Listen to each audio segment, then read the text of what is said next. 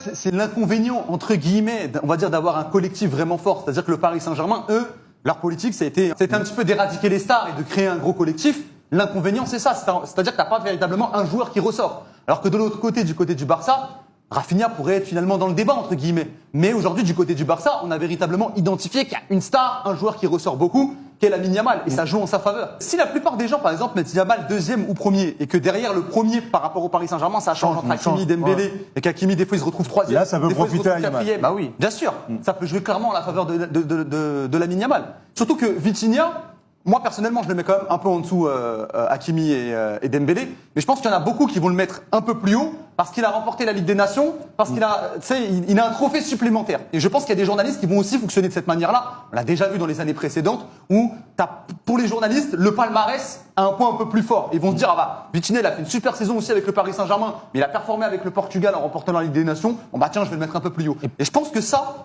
peut gratter des points à Hakimi, à Dembélé, et ça peut profiter à Lamine Yamal. Il y en a.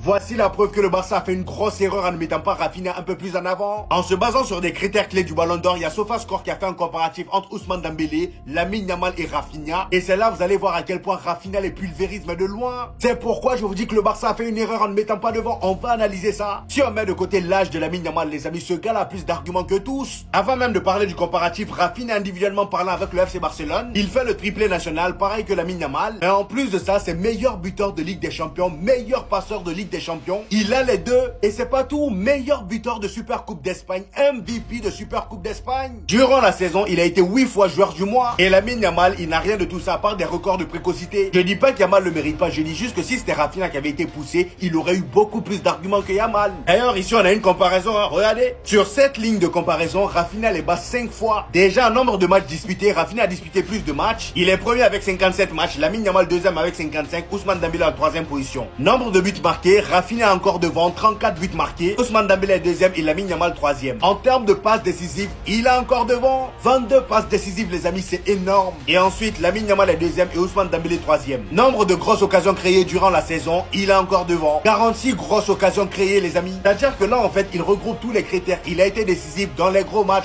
On se rappelle face au Bayern, face au Real Madrid lors des Classicos, on se rappelle. Lamine Yamal a été impressionnant certes, mais Rafinha aussi, sauf que à la différence de Lamine Yamal, lui il marquait beaucoup plus. Ce qui aide Lamine Yamal, c'est son âge. En termes de passes clés les amis, Rafinha encore devant. Et que en dribble réussi où Lamine Yamal vient en premier. Et le nombre de trophées remportés, Ousmane Dembélé est devant avec 4 trophées remportés et les deux autres 3 trophées remportés. Dites-moi en commentaire ce que vous en pensez. Meilleur joueur de Liga, Rafinha.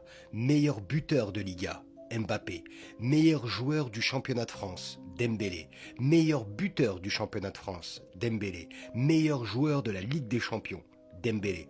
Meilleur buteur de la Ligue des Champions, Rafinha. Soulier d'or, Mbappé. Record d'homme du match en Liga, Mbappé. Record d'homme du match en Ligue des Champions, Pedri. Yamal n'est nulle part, mais pour les fans du FC Barcelone, il mérite le Ballon d'Or. Tu demandes même à un fan de Barcelone que Yamal mérite le Ballon d'Or, pourquoi? Ils peuvent pas te répondre. Ils vont te dire qu'il est jeune.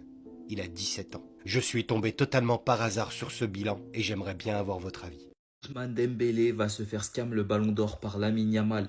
Entre dispersion des voix et critères bizarres, supporters parisiens, préparez-vous à être déçus. Les gars, qu'est-ce qu'on apprend par l'équipe? Rien n'est fait pour Ousmane au BO. Le Parisien risque une dispersion des votes à l'intérieur de son club. Et les gars, cette dispersion des votes, c'est pas un mythe et c'est pour ça que Barcola et Pacho ne sont pas dans le top 30 alors qu'ils méritent largement. On a appris qu'il y avait des journalistes qui votaient plus Pacho, d'autres plus Marquinhos et cette dispersion a fait qu'aucun des deux ne s'est retrouvé dans le top 30. Donc les gars, imaginez si pour top 30 il y a des dispersions, imaginez pour le top 1. Ensuite les gars, qu'est-ce qu'on apprend? Achraf Hakimi devrait bénéficier des votes des jurys d'Afrique et du Moyen-Orient. Vitinha, lui, va prendre plus de voix que prévu grâce à la Ligue des Nations et sa fin de saison et doué à l'avantage d'être sorti au moment des votes. On a Lamine Yamal qui va pour moi gagner le Ballon d'Or et Rafinha qui en soum soum va prendre quelques votes. Pour moi les gars, la plus grosse arnaque, c'est les fameux critères. On a Théo Trout, journaliste France Football, qui nous dit le premier critère de vote est le suivant: le caractère impressionnant et décisif des performances individuelles. Les gars, si on est honnête, cette description, elle colle parfaitement à Lamine Yamal.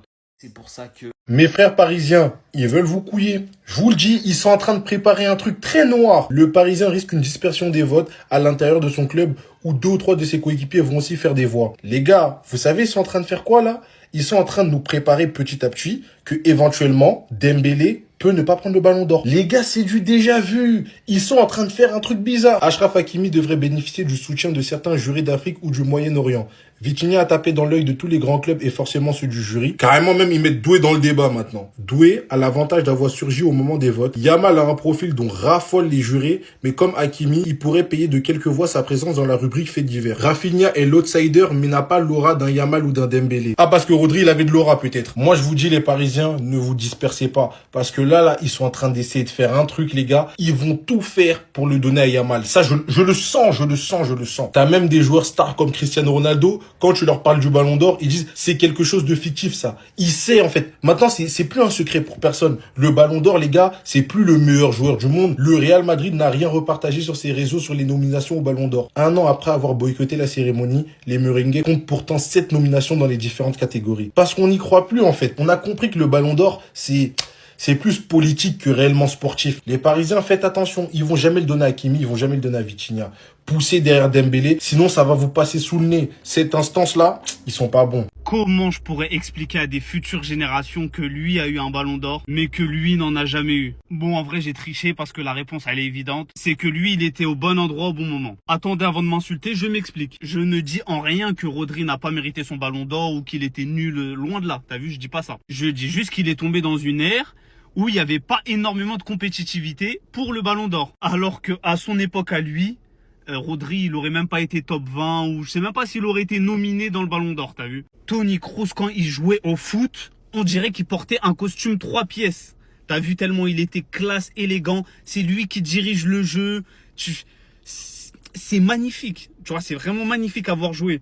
Tu vois, par exemple, sur ses actions, c'est lui qui dirige le jeu. C'est lui le maestro, le meneur de jeu, t'as vu?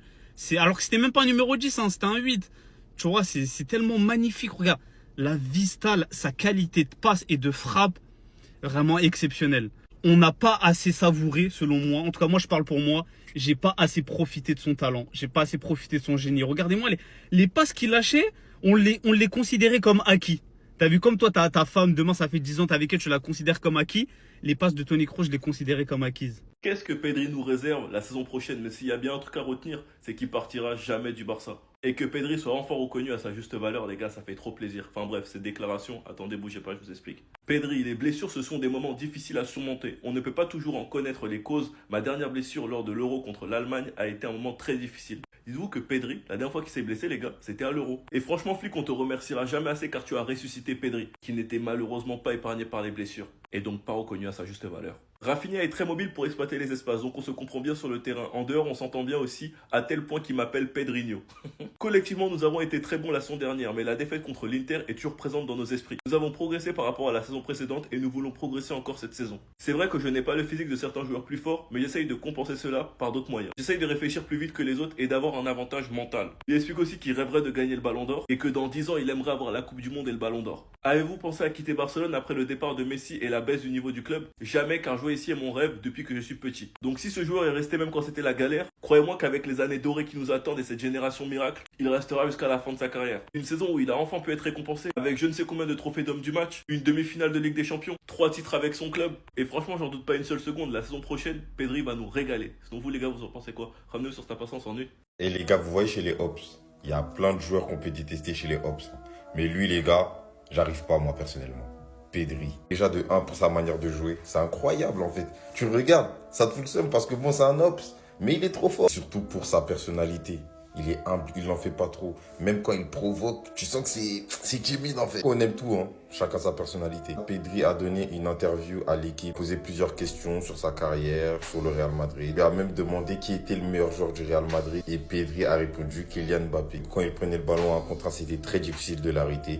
Et c'est un fait qu'il nous ait tapé cette saison. Il a pu voir que Mbappé, quand même, quand il avait le ballon sur un terrain de foot, c'était quelque chose de différent. Il a parlé de Jude Bellingham. Et il a dit que Jude Bellingham était vraiment incroyable. Bien sûr. Oui, les Barcelonais, ils trouvent Bellingham incroyable. Ali, physique et habilité technique. Et c'est vrai, gars, il connaît le ballon, ce mec-là. Pedri parle à tes supporters, famille. Regardez, même quand il provoque, c'est pas trop poussé, en fait. C'est pas en mode, je dirais pas le nom du joueur. On sait que ça leur fait plaisir de chambrer les fans madrilènes le lendemain. C'est réel. Voilà, il parle pas plus. Il a demandé où se situe parmi les meilleurs milieux du monde madrilène.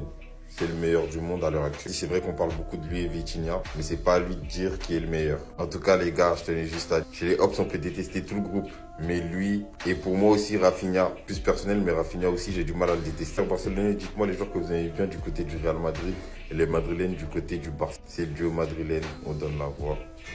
Est-ce que vous savez pourquoi, en tant que supporter madrilène, le seul joueur barcelonais que j'apprécie et que je respecte énormément, c'est Pedri. Ce mec-là n'a pas besoin de faire l'intéressant comme ses coéquipiers. Alors pour tous les Barcelonais qui souvent comparent Pedri et Bellingham en nous disant que Bellingham, lui, ce n'est qu'un joueur athlétique, il ne sait faire que ça, le physique, et que Pedri, machin et tout, les gars, Pedri vous a répondu aujourd'hui. Il vous a montré par A plus B que vous êtes des footix. Ils lui ont posé une question sur Jude Bellingham, ce qu'il pense de Jude Bellingham. Et il répond ceci. Jude Bellingham est vraiment incroyable. Il allie force physique et habileté technique, ce qui rend son affrontement extrêmement difficile. Si lui-même qui affronte Bellingham régulièrement, il vous dit que Bellingham, il a le physique et la technique, et ce qu'il dit par là en gros, c'est que ce mec-là, il est complet. Nous, on vous le dit souvent, mais vous voulez pas comprendre. On dirait vos oreilles, ce sont des passoires. Dès que ça rentre, ça ressort. Moi, je vous ai dit plusieurs fois, Bellingham est le milieu le plus complet. Pedri est certes plus technique que Bellingham, mais je vous l'aurais dit, Bellingham est plus complet que Pedri. Que vous le vouliez ou non. Et si votre cerveau, aussi dur qu'un bloc de béton, ne veut pas comprendre, on va vous amener à comprendre. Merci Pedri. Bref les madridistas, dès que vous allez voir encore un Barcelonais venir faire le zouave avec vous quand vous lui dites que Bellingham est plus complet que Pedri, laissez-le seul dans son délire. Bref, dites-moi ce que vous en pensez dans les commentaires. Et surtout pour ne rien louper, vous savez ce qu'il vous reste à faire. Abonnez-vous les gars. Pedri qui veut devenir le meilleur joueur du monde et qui dézingue Vitinha. Attendez, bougez pas, je vous explique dans la vidéo. Donc tout d'abord, on voit que Pedri dit dans 10 ans, j'aimerais gagner la Coupe du Monde et le Ballon d'Or. On peut rêver, non, pourquoi ne pas rêver? Et après, il fait référence à Rodri qui l'a gagné, donc ce qui prouve qu'un milieu peut le gagner et qu'un milieu est reconnu à sa juste valeur. Bon là, j'ai abusé, il a pas dit je dézingue Vitinha. Il a dit où je me situe par rapport au meilleur milieu du monde. C'est vrai qu'on parle beaucoup de moi et Vitinha en ce moment. Ce n'est pas à moi de dire qui est le meilleur. Ce qui est certain, c'est que lui et moi, on a réalisé une belle saison. Très humble de la part de Pedri. Mais clairement, Pedri cette saison a été incroyable et je pense qu'il a été meilleur que Vitinha, même si Vitinha a été exceptionnel. Et pour finir, on apprend la blessure de Lewandowski. 3 semaines, j'ai tellement la haine. Genre vraiment, j'ai la haine. 3 semaines, ça veut dire 1 mois et demi au Barça, les gars. Faut pas se faire avoir. On va devoir compter sur Rashford buteur pendant ces 3 prochaines semaines parce que Ferran Torres, on connaît pas encore la date de son absence. Supporters du Barça, on a une nouvelle mission. On oublie Lamine Yamal, on oublie Rafinha. Propagande Pedri commence tout de suite là maintenant les gars. Dans la seconde qui suit, propagande Pedri qui commence. Il a dit, dans 10 ans, j'aimerais gagner la Coupe du Monde et le Ballon d'Or. On peut toujours rêver, non? Pourquoi pas remporter le Ballon d'Or durant ma carrière? Mais espèce de vaste idiot, c'est pas maintenant qu'il faut se réveiller. Il a attendu qu'il y ait Lamine Yamal pour prononcer le mot Ballon d'Or. En plus, il joue dans le même pays que lui. Il joue en Espagne, il joue dans le même club. C'est-à-dire s'il gagne, c'est Lamine Yamal qui gagne. T'es bête ou quoi, Pedri? Et tu le dis maintenant tout de suite. Si tu l'avais dit au début, on aurait propagandé, on aurait fait ce qu'il faut. T'inquiète pas, tu l'auras eu ton Ballon d'Or. Maintenant, on doit tout rechanger, on doit tout revenir. Ah non, Pedri, tu nous mets dans des situations improbables. Franchement, c'est dur là ce que tu fais. Pedri, c'est pas cool. Moi, ça me dérange pas qu'on lui donne. Lamine Yamal, il va prendre les 10 prochains. Mais là, tu le dis à la 90e, on a déjà fait des vidéos, on a déjà... je peux pas revenir sur mes propos, là, c'est dur. Enfin, Pedri, tu m'embêtes. Mais c'est vrai que quand je revisionne les matchs, c'est vrai que c'est toi le meilleur joueur. Mais honnêtement, le plus triste dans tout ça, les gars, c'est que je sais même pas s'il sera top 5, malheureusement. Malheureusement, je sais même pas s'il sera top 5 du Ballon d'Or. Et les futures années, peut-être qu'il sera top 2, top 3, mais top 1, ça va être très très compliqué. Chercher Lamine Yamal alors que t'es dans son équipe, à moins que Pedri quitte le Barça, Yamal quitte... Non.